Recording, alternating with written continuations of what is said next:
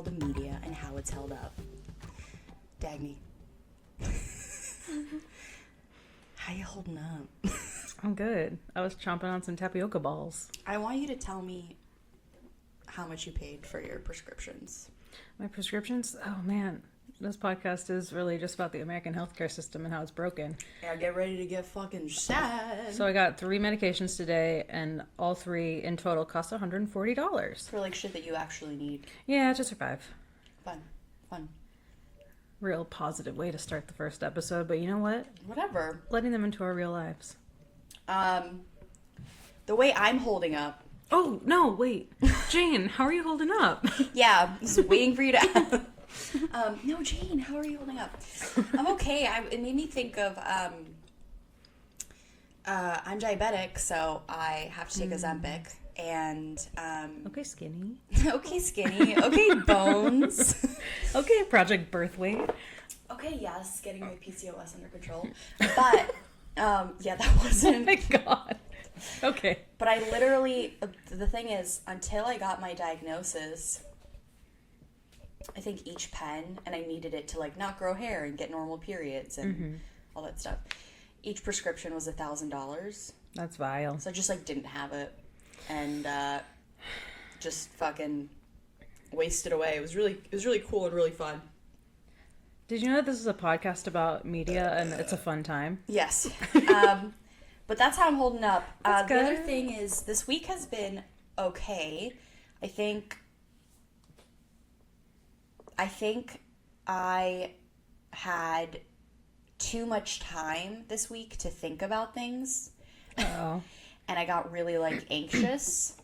And I took, for all you one listeners out there, I took a sick day. You need to take sick days. I feel like I hold off on that and I don't do it enough, and then I feel guilty, and then it gets worse, and I took a sick day and I just like didn't do anything, and it was I'm proud of absolutely you. good. So it was it was a good week, but So Jane's employer, if you're listening, she called out sick and it wasn't a real sick day. I actually I'm kidding. I actually told my boss. She was like, this actually happened because my boss walked up to me and was like, "Are you okay?" And I was like, "I think so. Like, she's like, "You're pretty low energy. Like, is everything all right?" I'm on good terms with my boss. She's not just like a bitch. You look tired. Yeah, she was like, "Are you okay? You look fucking disgusting." But she was like, what's going on? And she was like, "You know, you have plenty of sick days." And I was like, "Yeah, I just feel bad taking it for a mental health day." And she's like, "Nothing's happening next week. This would be the time to take it." So I was actually encouraged by my boss. Nice. Which is a crazy turn of events, I know, in the corporate world. But, yeah, and I took a sick day, and my boss knows and encouraged it. And I did still try to do stuff, and then I had to, like, check in with myself and go, like, go lay down. What are you doing? Yeah. Let's stop Don't trying worry, to be... all the clothes that are in your bedroom will still be there. They'll still be there. They're going to be on the floor. They're not going anywhere. You don't need to worry about it. So, yeah, that's how I'm holding up. Nice. But, we also, saw you last night and today. Oh, how yeah. Lovely. We got spooked at the Los Angeles Halloween hayride. And how was that? That was your first time. How was that for you? It was my first time, and I had a great time. It was so cute. I really enjoyed the man at the concert. What was his name? Tony Ramone? Monty. Tony Soprano? Tony Soprano. Monty Rivalto or something? Monty Rivalto. Yeah, he was... Monty. Yeah. Monty Rivalto. He was good. He was good. We kept joking that every time he would go, he kept going off stage, because we went to like this, if you're in Los Angeles, we went to like this, it's called Los Angeles Haunted Hayride. It's essentially like Universal's version of, Horror Fest, but way lower key, and it gives off more fair vibes. Like, you still have actors scaring you and stuff like that, but it's just more accessible, less people, just a better vibe, I think, overall. But so they do a concert, and it's like a spooky concert, and the singer there was called Monty Rivalto, And Unofficial sponsor of this podcast. unofficial sponsor of this. Shout out to fucking Monty. He's also dead, but that's okay.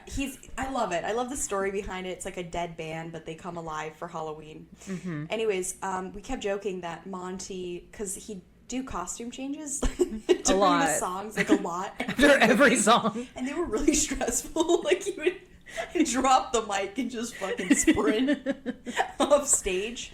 And we kept joking. But I think that was his favorite part. He seemed to thrive in his different costumes. I think it was his favorite part too, because I think he was going off stage and taking a quick shot before he was going to go back on. Quick shot of whisk. He was more relaxed each and every time. But anyways, that was definitely a good part of the week, and definitely something that people should do for the spooky month is like just get out there and spend time with your friends and like do shit outside and smell stuff and touch grass. Yeah, especially in Los Angeles where like that's pretty far and few between being able to enjoy fall weather. Yeah. I think they do a pretty good job of that.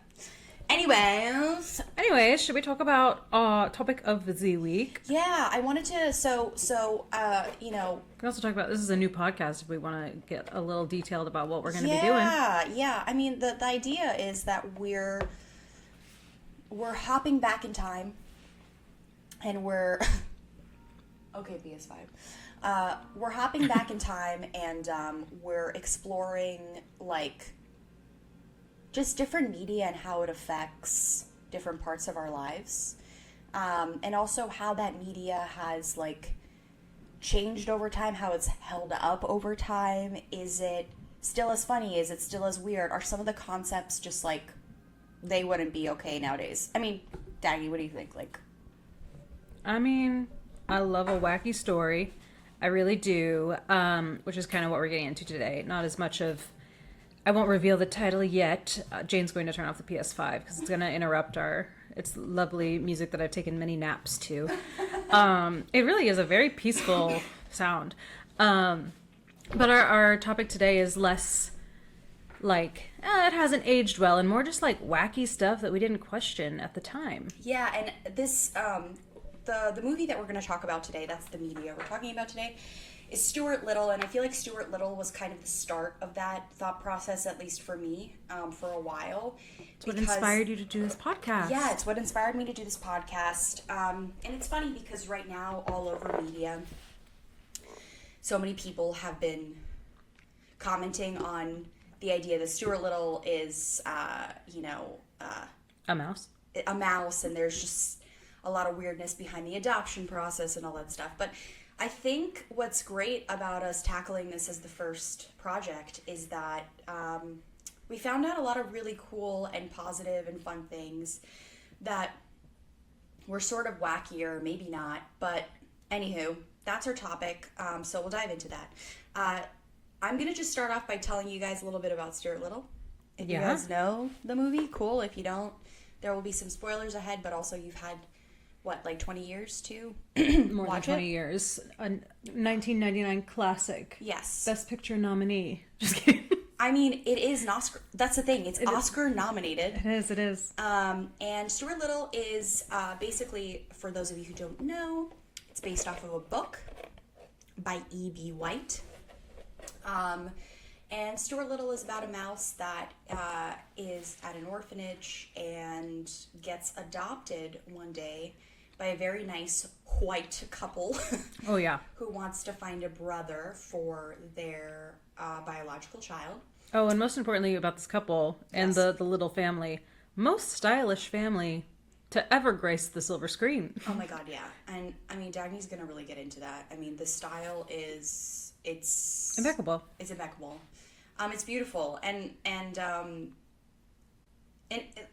the idea of the movie is that, the parents, they come in, they go to this orphanage, and they are presented with many different human children. Mm-hmm. And for some reason, they decide to go with a mouse.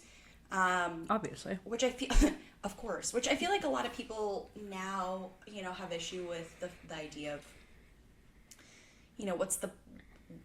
I know people would be like, I would kill if my parents brought home a mouse instead of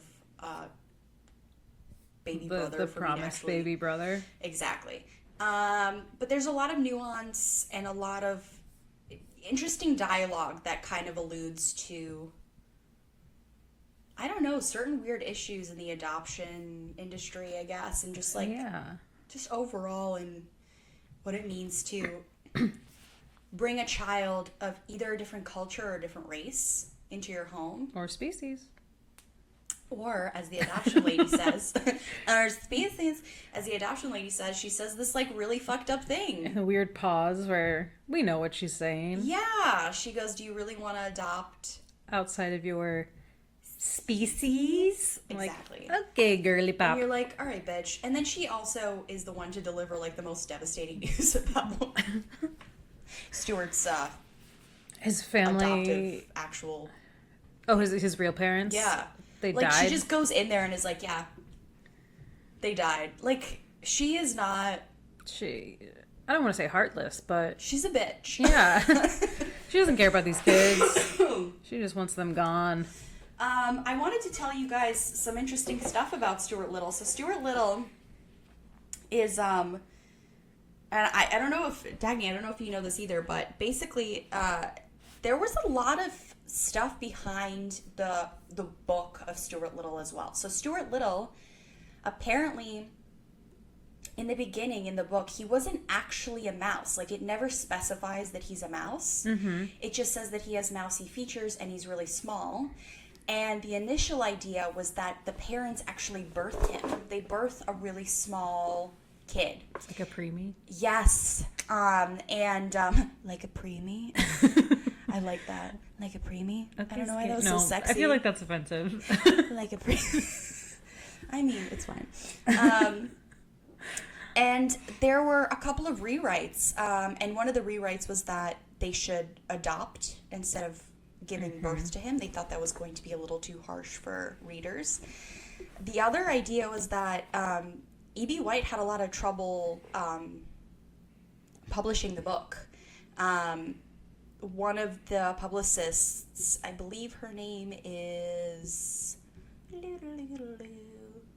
Ursula Nordstrom, which is so funny. That's a good name. Right? It's just like, that's already an evil, like, villain name. Yeah. But she... And she loves to shop. Oh, actually, it's... and she loves to shop. Miss Nordstrom. But she didn't like the story. She thought it was really weird, and she thought it also was too split up, like too between fantasy and realism for anyone to accept, which is bonkers because it's a fucking children's book. Mm-hmm. It was meant to be a children's book. Anyways, he comes out with the book. Everybody loves it. And the funniest part is he got the idea, E.B. White at least got the idea from a dream. Mm-hmm. He much was like on a Twilight. dream. Yeah, much like Twilight. I love this.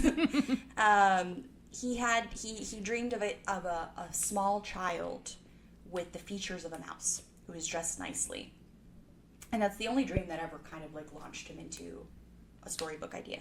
Anyways, cut to a couple of years later, because this was 1945. So cut to a couple years later, and a certain critically acclaimed director. In comes motherfucking M. Night Shyamalan. And he goes,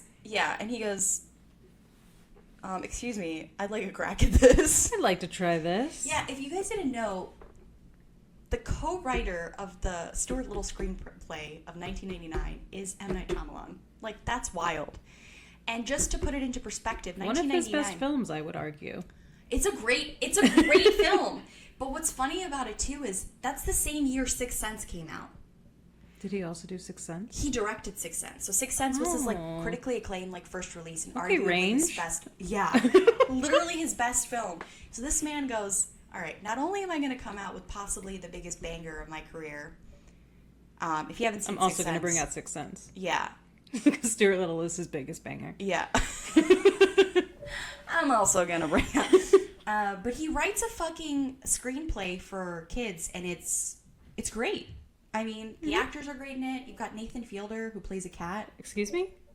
Nathan Fielder? Nathan Lane? How old was Nathan Fielder in 1999? Nathan Fielder in his first ever role as a cat. We're keeping that in. So funny. Wait, let me see. I want to know how old he was. He was just starting to drive. He was a 16-year-old boy. 16-year-old Nathan Fielder. No, a Broadway icon, legend himself, Nathan Lane, plays the fluffiest, prettiest little snowball.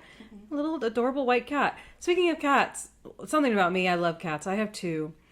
Also something about this movie. This movie is about cats. As much as it's like, Yes. about a small little mouse, the movie is all about cats. And I did not remember this. I think I only saw this movie once as a child. Yeah. And I had one of those remote control cars, the little Yeah. red convertible. Also, I'll get into this car in the movie because there's some... The fact this car goes so speedy is crazy. Stuart has a little red car. It's iconic. But I looked up while we were watching it, cats can run I think it was 30 miles per hour. And Stuart is escaping these cats at the end. Which is terrifying, by the way. So his car must be at least going 40 miles per hour. Yeah. He could drive on a real street. And Which he does, It's I think. a toy car. So it's a toy car that's gifted to him by his human brother, who eventually is like, I love you very, very much. Yeah, Here's at first, though, my God, did that brother hate him? At first, he's a racist homophobe. No, I would argue he's the only sane person in this movie. That's so true. That child, he had a head on his shoulders? Is that the... Okay. A good head. A good head. He just had a head on his shoulders. He wasn't decapitated as a child. He just had a head. But I did... One of his first lines in the movie is, I think, one of the greatest lines in the whole script, which is, they ask him what he's going to teach his brother, and he said, I'm going to teach him how to spit. Which is great. I mean, that's the first thing I learned. I'm going to teach him how to hock a fucking loogie. Yeah. Which actually, it's one of the grossest things that I think men do. But that's a different podcast. I think it's one of the most beautiful things that men do. Absolutely not. It's disgusting. And they teach it young, apparently. Yeah.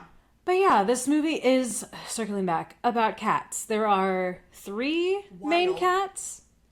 Yeah. And the voice actors and they're like mobsters. Yeah. There's an underground system of cats that put out hits on mice.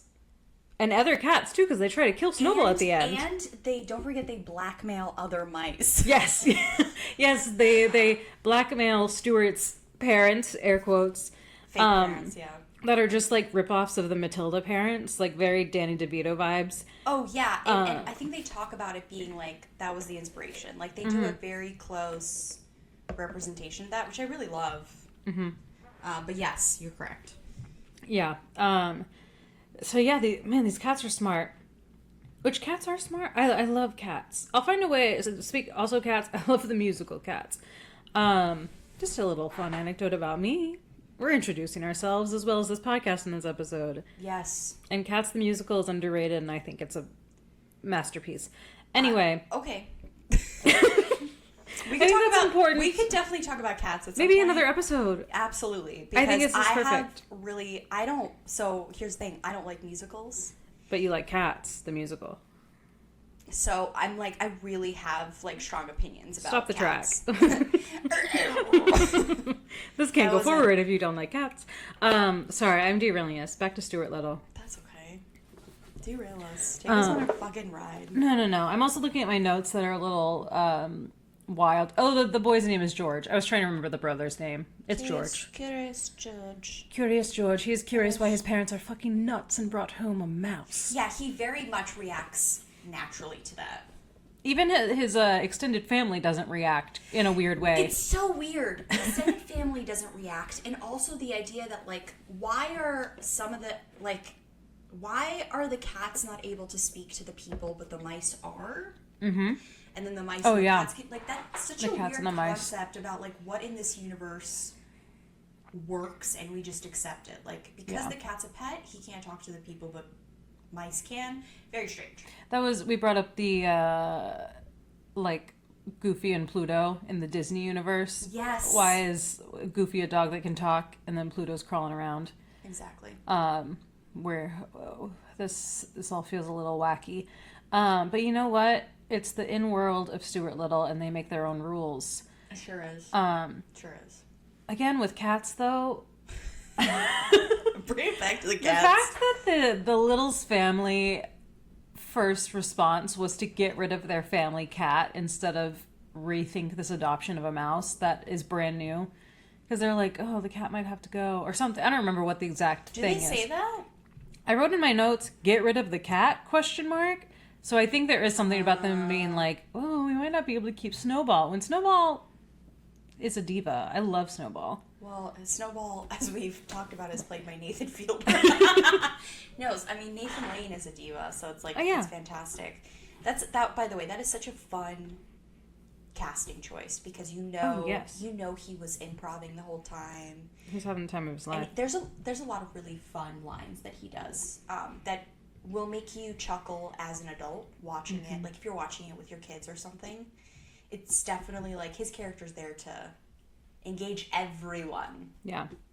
One other thing I have a few things, but having lived in an apartment at one point that was infested with mice and rats, I'm a very clean person. This was not a thing about me. That's the thing. I didn't even have to go to an adoption center. They just came to me. No, the fact that this mouse a few times sleeps in his human parents' bed, I would scream. Also, what if another mouse just show? There is another. How many mice are they gonna? What if they roll over on him? That's more. Yeah, that's a good point. What if they crush him? Also, why? The question is, why do they make him a sink that's his size? That was another note of mine. Yes, but his bed is enormous. He has a queen size bed. He's lost in his bed. Yeah. Sorry, go ahead. No. My next note was the first day he's fully in that house. There's already a miniature sink, mirror. He has miniature everything just for him. Mm-hmm. And then the bloopers, not the bloopers, but the end credit scene where they're both like, George and him are having fun in the bathroom, but he has his little mini bathroom, which is really cute. But also, how did they know? How they get it that fast? It's a lie. Amazon started delivering quickly, so maybe they just Amazon hit up Jeff Bezos and was like, Amazon a thing in 1999? Who knows? Let me Google it. Let me know. Amazon. 1999. I'm sipping on boba tea, guys. Sorry. It's the most important thing that we're doing. Okay, in 1999, this is not important. Amazon was rapidly growing, and here are some things that happened. All right, here's a sales podcast for you. Amazon sales increased from 610 million in 1998 to 1.64 billion in 1999, which is a 169% increase. Customers, Amazon added 10.7 million customers. Jesus Christ. Anyway, so Amazon was around. So those Prime Day deals, they got that miniature dollhouse sink. They ran to their first Apple computer that was out at that point. Yeah, dial up. And they typed it in real quick. And they said, Mr. Bezos, get me my dollhouse Do it sink. now. Yeah. Hold on. Sorry. Nice. That was a good one. Ooh. Okay. We're going to throw up. Jane, you did throw up last night. I did throw up last night because I had funnel cake and I wanted funnel cake. And then I had too much of it. And my body was like, I don't know how to process this amount of oil, you idiot. And then I threw it up. But was it good? I don't regret it. It was so good. That's good. My only wish was that it had more powdered sugar. They kind of skimped on the powdered sugar. And you need that for funnel cake. Anyway, Stuart Little. I have some notes about the boat racing scene. Oh, that's such a ridiculous scene, yes. Yeah, also the fact that they do carry him at one point before the boat racing scene, and he's clearly a doll when they're going in to do his little makeover, and then he gets like knockoff Ken doll clothes. Yes. Anyway, but at the boat race, he's just walking on the street, and nobody thought to carry him. He's going to get squashed. Yeah, there's so many parts on the boat launch where he's running around. He basically, in the boat launch, it's a way to show that him and his brother, Stuart, and his brother, George, are getting closer together, right? So they do this boat competition where it's a controlled, like remote-controlled boat that they set into the Hudson River, I believe, because this is supposed to be in Manhattan. But very clean Manhattan. yes, very clean, very, very clean Manhattan. And then the way they set it up, though, is that for some reason, Stuart's on the floor trying to carry this remote control that's like twice the size of his body, drops it, it gets stepped on somehow, and not he doesn't get stepped on. He's on the floor. It's like a mess. Escape stuff. I would have thrown him across the room if he fucked that up for me. I think George wanted to. He was pretty pissed. And that's why Stuart had to jump on that boat and control it himself. One of my notes is, I'm surprised that it wasn't considered cheating that this mouse that has human capability, not human but like can communicate with humans, is navigating this boat. I feel like that is cheating. Because basically the rest, if you think about it, it's like letting horses race, but one of them has a jockey on it. Yeah, but do jockeys really do that much? All of you jockeys out there, tell us, is your job fake? Directly about how angry you are. Yeah. Please hit me up, because no, I respect jockeys and all of the work that they do. It's an important work. It is pretty wild, though. But I'm curious, would a horse have a better... I think it's like a steering thing. I think there's a relationship between the horse and the jockeys, like knowing when to pull back, when to increase speed. Okay, yeah. Like, you know, a driver in the car, I guess. Mm-hmm. But I also agree that jockeys, you can go... I'm just kidding. You can go, but... No. I have a friend, Will, whose mom was a jockey. Oh. And his dad was a jockey, too. I love... So we can ask him if he ever took his parents seriously. Hey, did you think your parents' careers were a joke? Yeah. Do you think your parents are a joke? What? But we can ask him. Yeah, no, that's an important question we should ask. We'll have him on the podcast and say, hey, are jockeys overrated? Yes. And we've got, and I'm sure Will is a good friend of mine. He's very funny, and I'm sure we'll have a funny piece of media for us to discuss as well. Yeah. Or maybe just jockeys. Kind of the last main point on my notes. Yes, please. Is a more logistical question. Again, can you guess about what? Cats. I want to know who trained these cats. These cats in the movie are so well behaved. I like I said, I have 2 cats, Wesley and Louie. They do whatever the fuck they want. Mm-hmm. Although one of them Louie has started playing fetch, and that's very cute. He's smart. Is wild. It is wild, but could never do this kind of thing where they're like balancing on tree branches. They're getting taking direction. In water. Yeah. Like the real cats get thrown in water, and they're fine. Yeah, they come out, they shake it off, and they're like, "All right, cut." Next scene. They're really crazy. I didn't look this up, but I wonder if there were multiple of the cats that just looked alike. Like in A Quiet Place Day 1, there were 2 cats that honestly didn't look similar enough, but I wonder if there's like child labor laws, but for cats. For cats. Oh, there's animal laws are so fucking strict. Because also cats need to sleep. For good measure, by the way. And they definitely probably did. I mean, for an animal-heavy movie like that, like we discussed, so many cats. Mm-hmm. And I have to say, the mice were pretty much fully CGI. They were fully CGI. And they still look good. They still looked amazing. The cats were partially CGI. A lot of them were... It's pretty much like a mouth moving mechanism, which is not a crazy animation. Mm-hmm. They could have gone a little harder with that, but they kind of animate the face, but the body, the walking, the flying, the pawing, that is all real cats. They train to do that. So that's very impressive. Oh yeah. We got to find a cat expert somewhere to teach us how this cat training works. Cause like, sure, I understand dogs, but I'm like, my cats can do a few tricks, but nothing like this. It's truly a testament to, I have to say, like, when we went into watching it, and Dagny, I think you knew this, like, I kind of was really focused in the idea of, like, this is such a stupid, like, why are they adopting a mouse? Like, how could we have liked this movie? And then going into it, I was like, this is really well made. It is. And it's beautiful. And it did hold up. Good. And it makes you feel things. Gina Davis is in it, and Hugh Laurie. They're great. They're the parents. I did tear up at one point. I don't remember why I teared up. Because Gina Davis goes, I guess Stuart at one point comes into their room and is like, I feel really empty inside, like I'm missing a part of myself. Which is like a very hard conversation that I guess like children of a different culture would have with their adoptive parents, like saying like, hey, I'm missing a part of myself. And that immediate feeling as a parent that like you fucked up, or like that he hates us or he doesn't love us because you can't provide anything, like that is such a real moment.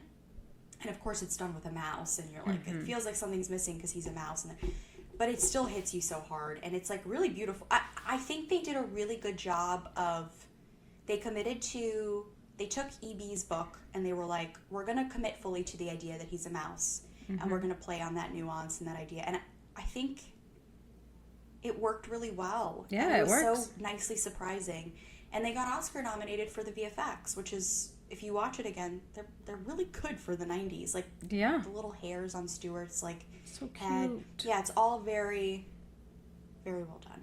It's adorable.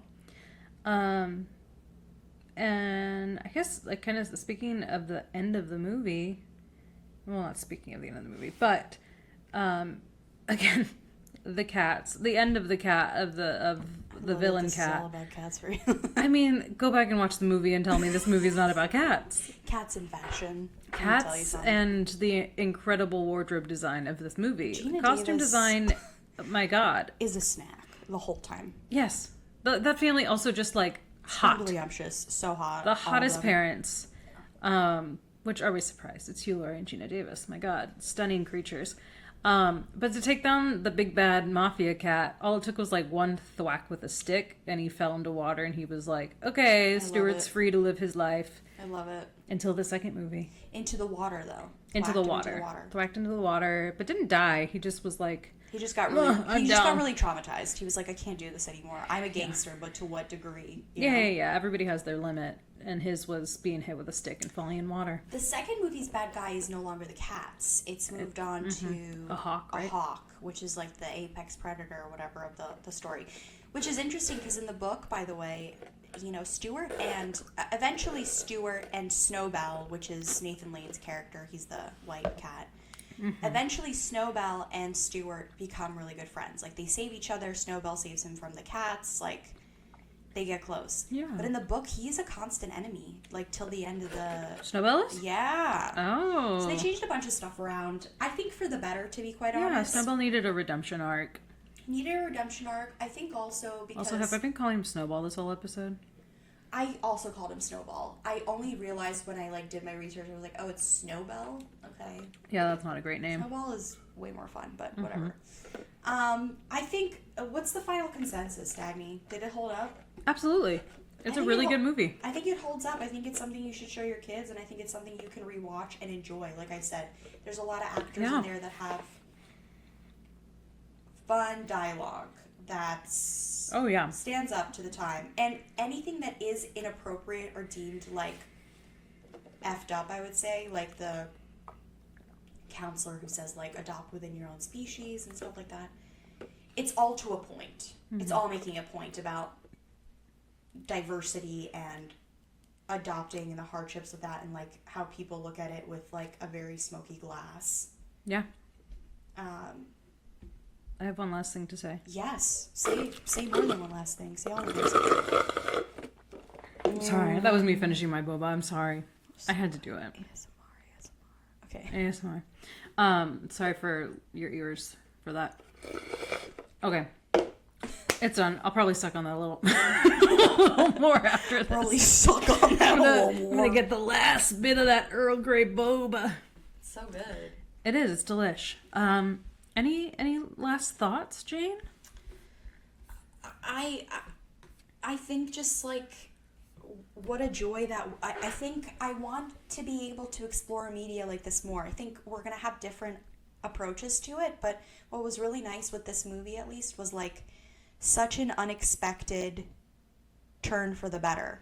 Yeah. And I think it's because the concept overall is so easy to make fun of. Two humans go and adopt a mouse instead of a human being. Yeah. What the fuck is that? But the message. But the message is like wow, and you won't know that unless you watch it. So if you haven't seen it, see it. Mm-hmm. And if you're into VFX and if you're into animation, rewatch it or watch it. You'll be impressed. You will be impressed. Those are my final thoughts. Yeah, when we watched it together, I was like, oh, this is gonna be silly. This is gonna be meh. Like, probably isn't any good anymore or whatever. And yeah, I was pleasantly surprised. I was ready to rip it apart, and I was like, oh, what a lovely message. What a sweet movie. Good acting. Good costumes. Put in our place. Good cats. Beautiful costumes. Beautiful costumes. Very mod. Would you say mod? Yeah, very like Roald Dahl. Very like whimsical. Yes. Grounded fairy tale kind of vibes. Like really aesthetically beautiful movie overall. Mm-hmm. With cute cats. So many cute cats. All the cats. So many. Oh, that's the last thing. Sorry, before we circle this fully to the end. Some of these cats are supposed to be stray cats, and each and every cat is of fucking pure breed.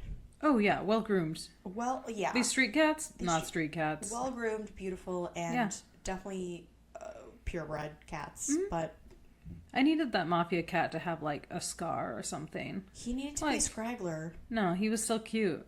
Like he was cute with a puffy face and what was he? He looked like, you know what he looked like? What's that cat with the rounded ears? Those like little British cats. Yes, British short hair. Yeah. Looked like a British short hair or like a Russian blue. Yes. I'm gonna relook at this mafia. Yeah, he's like a cute little gray cat. That would be funny if he was with a round face. Because we know how much American movies love to make. The bad guy's always got to be a Russian. It would be funny if it was a Russian blue. Yeah. Oh, I'm looking at these. Something that no one would pick up on except cats. Oh yeah, the Russian blue. Man, yeah. Just Google image search these cats, and they're cute. But there are a couple shots where these cats have like teeth, like when they're talking. Yeah. Like here, look at little Monty here. He's got like little teeth. Yeah, that's weird. Sometimes it's not perfect. His name's Monty? I think so. Monty Rivolto. Wow, full circle. I think it is Monty. Let me make sure. Monty Stuart Little. It's the first search when you type in Monty, not Monty Rivolta. God damn it. Yeah, Monty is his like friend that betrays him. Snowbell's friend that betrays him. Yes. So maybe not a friend at all. Maybe not a friend at all. But you know what? Snowball did gain the friend by the end of the movie. He did, reluctantly, but he did. Reluctantly. As all cats do. Yeah, it takes a while for cats to trust. Cats gain friends reluctantly. Yeah. And it took Snowbell 2 hours to warm up. There we go. Warm up to Mr. Stuart Little. Yeah. But yeah, overall, I would say if you 8 like out cats, of 10 movie. Yeah, if you like cats. Oh, yeah, that's a good rating. I would say 8 out of 10 too. If you like cats, if you like little tiny little rodents. If you liked Ratatouille, you know what I mean? You'll like Stuart Little. You'll like Stuart Little. And if you like Gina Davis, which if you don't, a heathen immediately. Yeah, you have bad taste, unfortunately. You're gonna like this movie. It's fun. Check it out if you haven't. Revisit it. When I go home for Christmas, I'm gonna see if my parents still have that red convertible. Yeah. I'll bring it back to LA. We could post it as the picture for this podcast. How cute would that be? Well, I think that's everything. That's everything. Close us out, Dagny. Well, okay, if I must. Thank you all for joining us on How Ya Holdin' Up. We want you to let us know how you are holding up. Comment in the comments. Yeah, if we have comments, comment. You know, we're figuring this out. But at some point, we'll have an email, we'll have comments, and you can tell us how you're holding up. And also, your piece of media that you think has or has not held up over the years, and maybe we'll talk about it on the podcast. Yeah. So that's all. Until next time, bye, Jane.